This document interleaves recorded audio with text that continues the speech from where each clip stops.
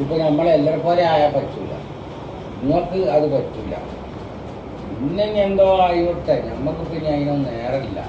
സംഘടന ഉണ്ടാക്കി മറ്റേ അതും സംഭവമൊക്കെ അതതിൻ്റെ വഴിക്കെന്തോ നടന്നോട്ടെ. നമുക്കിപ്പോൾ നമ്മളെ കാര്യം നോക്കാനായിരിക്കും ആഭ്യന്തരം, സ്വന്തം നഫ്സിൻ്റെ ഭാഗം.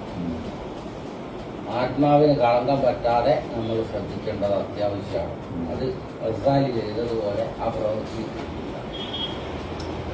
അങ്ങനെയാണ് ഓരോരുത്തരും ചെയ്ത് മുൻഗാമികളെ എല്ലാം ചെയ്തിരിക്കണമെങ്കിൽ അവസാനം എങ്ങനെയായത്. അപ്പൊ അതിനൊന്നും ഒരുത്തനെയും പേടിക്കല്ല. അവനാന്റെ കബറുമായിട്ട് ബന്ധപ്പെട്ട വിഷയമല്ലേ. എത്തുന്ന പ്രവർത്തിണ്ടാവും. ഊർജം വേണം, നല്ല ഹിമ്മത്ത്, നല്ല ഉത്സാഹം വേണം. എല്ലാം പറയേണ്ടതായി തന്നെ പറയുക. കിതാബാണ്, ഹദീസാണ്, അങ്ങനെ ആയത്താണ്, അങ്ങനെ എങ്ങനെ നിങ്ങൾക്ക് സ്ഥിരപ്പെടുത്താൻ കഴിയുന്ന അതുപോലെ സ്ഥിരപ്പെടുത്തേണ്ടത് നിങ്ങളാണ്. നടന്നിരുന്നത് ഈക്കത് സ്ഥിരപ്പെടുത്തി പോയതാണ്. ഈക്കയുടെ പവർ തന്നെ അതാണ്. കുറച്ചങ്ങോട്ടും കുറച്ചിങ്ങനെയൊന്നായാൽ ശരിയാവില്ല. പറയുകയാണെ നേരെ പറയുക, നിങ്ങൾക്ക് നേരെ പറയുക. അല്ല സെൽഫികൾ അറിയുപോലെ പറയുക. എന്താ സെൽഫി കൊടുക്കുമ്പോൾ വ്യത്യാസമില്ല.